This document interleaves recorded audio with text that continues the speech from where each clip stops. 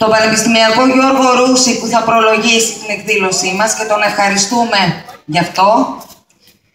Τον Μιχάλη Ρίζο, γιατρό του ΕΣΥ, και τον Σπύρο Κοντομάρη, κερκυραίο και εκπρόσωπο στο ΤΕΕ. Ευχαριστούμε που είσαστε εδώ και δίνω το λόγο στον Γιώργο το Ρούση.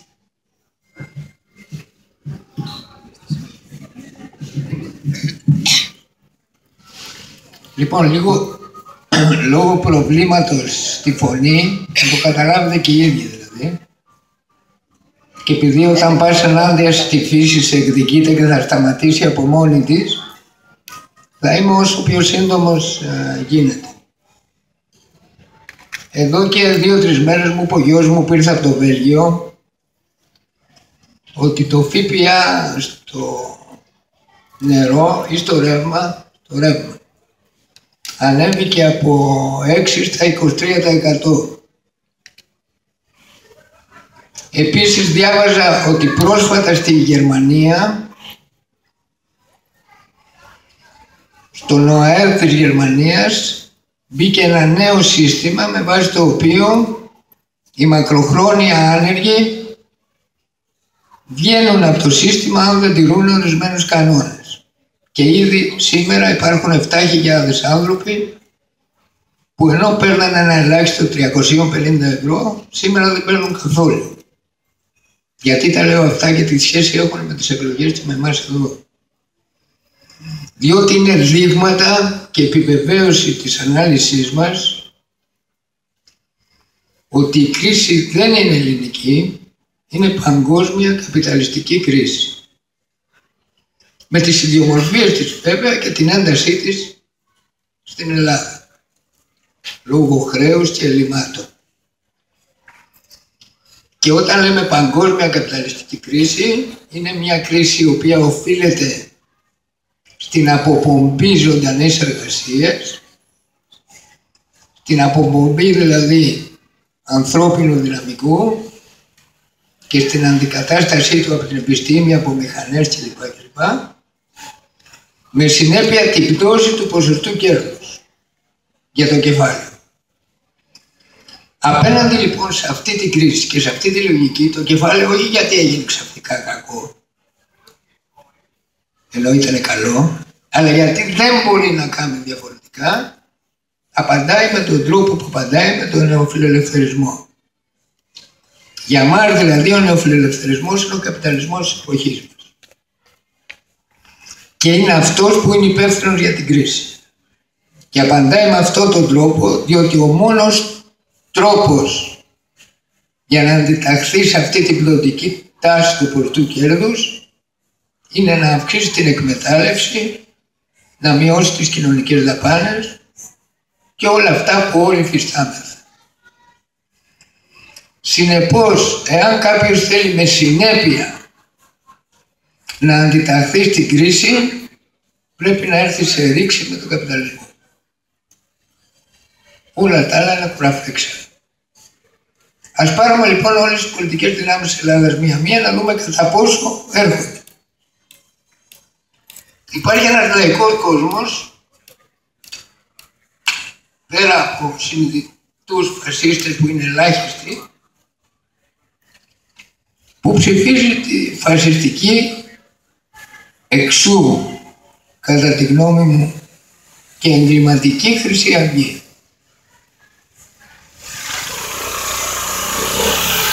Υπάρχει όμως και ένας άλλος κόσμος που δεν είναι φασίστες και είναι οι περισσότεροι, οι οποίοι θεωρούν ότι είναι η πιο αντισυστημική δύναμη, ότι τρέφεται ενάντια στο σύστημα. Η δική μας άποψη είναι ότι όχι μόνο δεν έρχεται σε ρήξη με το σύστημα, αλλά ότι αποτελεί την ακραία έκφραση των αξιών του συστήματος, του εθνικισμού, του ανταγωνισμού και αποτελεί το μακρύ του χέρι. Για να δούμε με βάση ποιο κριτήριο ποιοι έρχονται σε ρήξη με το σύστημα. Συνεχίζω με Πασόκ και Νέα Δημοκρατία, δεν θέλω να ασχοληθώ ιδιαίτερα. Είναι οι κατεξοχήν εκφραστές του συστήματος και που εφαρμόζουν με τον καλύτερο τρόπο την νεοφιλελεύθερη πολιτική. Ακολουθεί το ποτάμι. Σε αντίθεση από ό,τι λέει Παγιές, που εμφανίζεται σαν, αν θέλετε, νέο στην πολιτική ζωή, η άποψή μου είναι ότι πρόκειται για παγιές πουτάνες, βαθιά νεοφιλελεύθερες, και αυτό αποδεικνύεται και από την συμμετοχή στα ψηφοδέλτια τους και τη συνεργασία τους με τη δράση του Μάνου. Την ακροδεξιά. Και επίσης από το γεγονός ότι είναι παιδιά και τους στηρίζουν το Λαμπρακιστάν και το Μπομπολιστάν. Και ακόμη από το γεγονός ότι οι ίδιοι Γερμανοί ζητούσαν από τον Τσίπρα να συγκυβερνήσει μαζί τους. Είναι παιδιά δηλαδή του συστήματος. Και πάμε στην αριστερά. Και σε αυτήν συμπεριλαμβάνω και το ΣΥΡΙΖΑ. Ξέρετε, η άποψη ότι ο ΣΥΡΙΖΑ πρόδωσε, νομίζω ότι είναι σωστή μέχρι ένα βαθμό. Και είναι η μισή αλήθεια. Η άλλη μισή είναι ότι ο ΣΥΡΙΖΑ ήταν συνεπέστατος. Ήταν συνεπής στις επιλογές που είχε κάνει. Ποιες ήταν αυτές? Επιλογή πρώτη. Ο συμβιβασμός με το κεφάλαιο. Και όχι ρίξη, το έλεγε. Και ο Δραγασάκης και ο Σταθάκης. Δεύτερο, η παραμονή στην Ευρωπαϊκή Ένωση και στο ευρώ. Ήταν ξεκάθαρο, ήταν φετίχ. Νομοτελειακά αυτές οι επιλογές οδηγούσαν στην τελική κατάληξη που κατέληξε το ΣΥΡΙΖΑ. Ήταν πιστός στις αρχές του. Την εποχή της βαθιάς κρίσης του καπιταλισμού, ο δρόμος του συμβιβασμού με το κεφάλαιο και όχι της ρήξης οδηγεί εκεί που μας οδήγησε ο ΣΥΡΙΖΑ. Από αυτή την άποψη δεν πρόδωσε τις αρχές του. Εφάρμοσε πλήρως τον ρεφορμισμό και γι' αυτό δεν πρέπει να επαναλάβουμε τα ίδια σφάλματα με άλλο τρόπο. Και αν θέλετε, επιβεβαίωσε ότι ο ιστορικός συμβιβασμός και δει στην εποχή μας διαλύει στην κυριολεξία και τον οποίο εφάρμοσε ο ΣΥΡΙΖΑ. Τον εφάρμοσε με τον Καμένο. Ανοίγω μια παρένθεση και να σας πω εδώ ότι όταν εδώ και χρόνια περνούσα μια δίκη, είχε πει ο σύντροφος Καμένος ότι έπρεπε να με κρεμάσουν στην πλατεία Συντάγματος. Τον εφάρμοσε με την επιλογή του Παυλόπουλου, τον εφάρμοσε με την επιλογή του Φιλοαμερικάνου Κοτζιά, ο οποίος εδώ και λίγες μέρες αρνήθηκε στα Ηνωμένα Έθνη, ψήφισε αποχή για να αναρτάται η σημαία των Παλαιστινίων. Συνεπώς, είναι, όχι μόνο δεν είναι σε ρήξη με το σύστημα, αλλά είναι, αποδείχτηκε, συνυπεύθυνος για την κατάσταση που βρισκόμαστε και για το συμβιβασμό. Και ερχόμαστε στις αριστερές δυνάμεις. Το ΚΚΕ, μια ιστορικά αριστερή δύναμη, με τις όποιες διαφωνίες μπορεί να έχει κανείς μαζί του, στην ουσία με την πολιτική του που είναι όχι στο μέτωπο, να είναι καλά το μαγαζί και όχι έξοδα από Ευρώ και Ευρωπαϊκή Ένωση τώρα, γιατί θα είναι καταστροφή, αλλά όταν έρθει ο σοσιαλισμός, χωρίς να δείχνει το δρόμο και το μεταβατικό στάδιο, τον τρόπο με τον οποίο θα πάμε σε αυτόν, αντικειμενικά λειτουργεί υπέρ του συστήματος. Και λειτουργεί υπέρ του συστήματος, διότι όταν η κέρια μάχη για μας είναι η έξοδος κυρίως από την Ευρωπαϊκή Ένωση, εδώ και τώρα, και όχι του Αγίου Σοσιαλισμού, το ΚΚΕ τάσσεται υπέρ της παραμονής.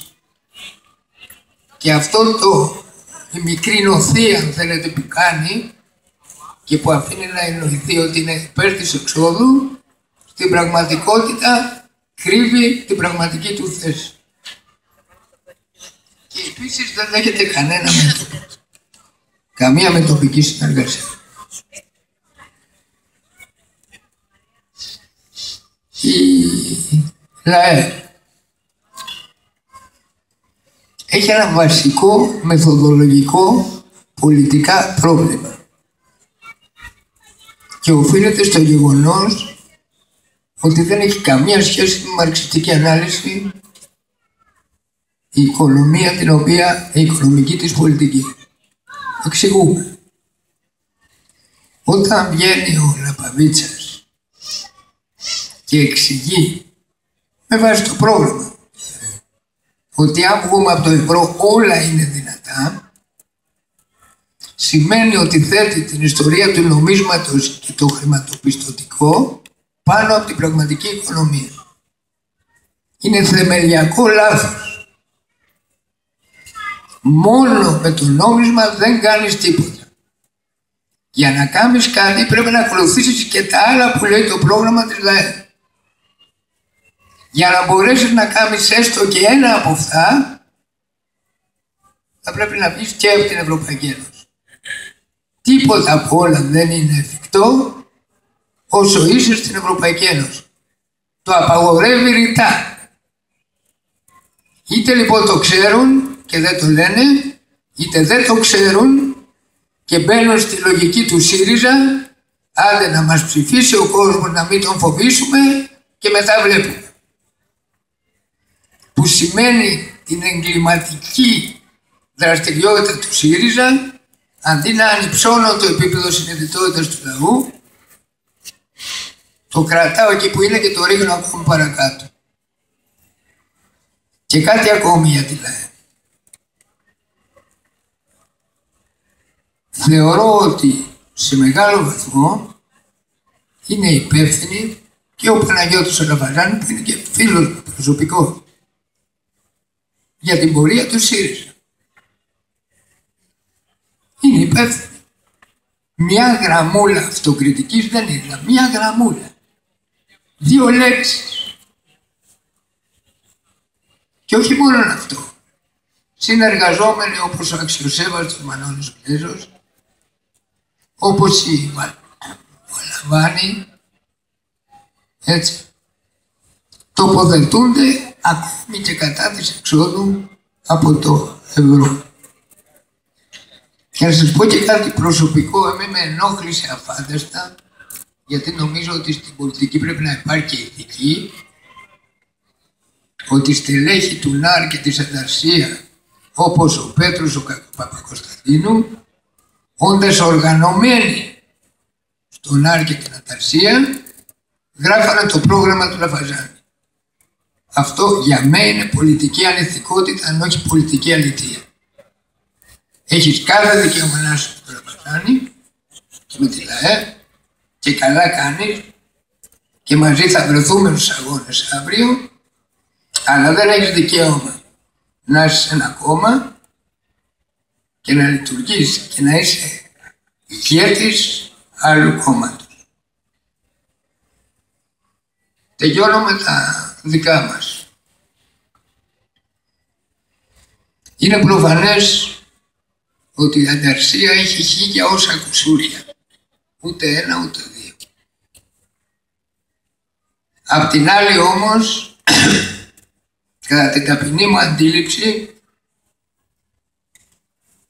είναι η μόνη δύναμη που λέει ευθαρσώς εδώ και τώρα έξω από το λάκκο των Λεόντων, όταν το έλεγε ο Ηλιού Επιεδά, είναι η μόνη δύναμη που λέει ότι για να γίνει αυτό χρειάζεται ένα αντικαπιταλιστικό μέτωπο. Και η μόνη που παρά τις δυσκολίες τους αρχικούς ενδιασμούς δέχεται ότι για να φτάσουμε στο σοσιαλισμό χρειάζεται ένα μεταβατικό πρόγραμμα, το οποίο για να υλοποιηθεί πρέπει να υλοποιηθεί με τοπικά και να υλοποιηθεί σε μια αντικαπιταλιστική βάση. Από αυτή την άποψη λοιπόν, επειδή θεωρώ ότι το καντήλι που έχουμε ανάψει πρέπει να μείνει αναμένο ή ότι η ελπίδα του σοσιαλισμού που δεν γνωρίσαμε πρέπει να υπάρξει και να παραμείνει, θεωρώ ότι είναι η πιο χρήσιμη ψήφος, η ψήφος στην Ανταρσία. Σας ευχαριστώ πολύ.